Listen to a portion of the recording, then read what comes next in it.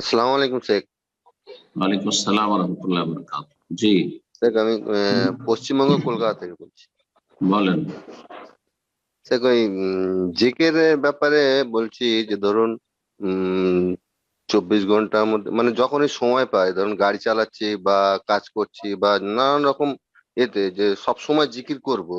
তো জিকির করার ক্ষেত্রে দেখা যায় মনটা মানে মনোসংযোগ ঠিক থাকে না, হয়তো মুখ নড়ছে আস্তাগফিরুল্লাহ আস্তাগফিরুল্লাহ আস্তাগফিরুল্লাহ আল্লাহ, যেটা মুখ নড়ছে কিন্তু মনের দিক থেকে ওটা নেই।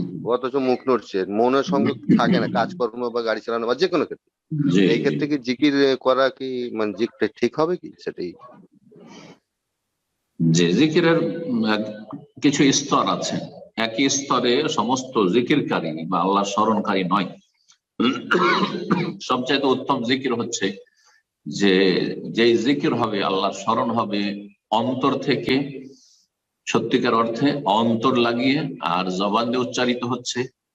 আর সেই সব বাক্যগুলির প্রতিফলন ঘটছে আপনার অঙ্গ প্রত্যঙ্গে, মানে হাড়ে হাড়ে আপনি ফিল করছেন, অনুভব করছেন যে আল্লাহকে স্মরণ করছি।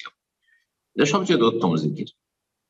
আর সেটা যদি না হয় তাহলে আমরা বলেছেন যে প্রাথমিক স্তরে আহ এরকমটা হয়, অথবা দীর্ঘ সময় ধরে ধরেন যখন জিকির করছেন তো কখনো তো গাফিলতি আসে, কারণ মানুষের মধ্যে তো একটা বিরক্তি অথবা এঘামি অথবা উদাসীনতা, গাফিলতি স্বাভাবিক। এটা তো অমনোযোগী হওয়া স্বাভাবিক।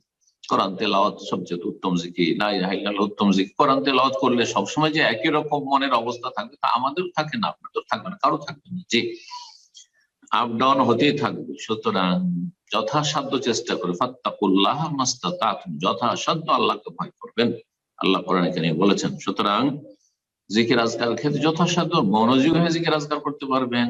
কিন্তু যদি দেখা যায় প্রথম আমি খারাপ ছিলাম, আস্তে আস্তে ভালো হয়েছি, অথবা ভালোই ছিলাম কিন্তু কোন রকম ফরজটা আদায় করতাম, নফল জিকির আজকার করতাম না, এখন জিকির আজকার শুরু করেছি, মন অত লাগে না অথবা অত বেশি আমি এগুলো বুঝি না, কিন্তু তারপরও আপনি জিহ্বা নড়িয়ে উচ্চারণ করে জিকির আজকার জবানে করতে থাকেন। জবানে বেশি বেশি জিকির আজকার করতে করতে করতে অন্তরের উপর ওর তাসির হবে, অন্তরের উপর ওর সুপ্রভাব পড়বে।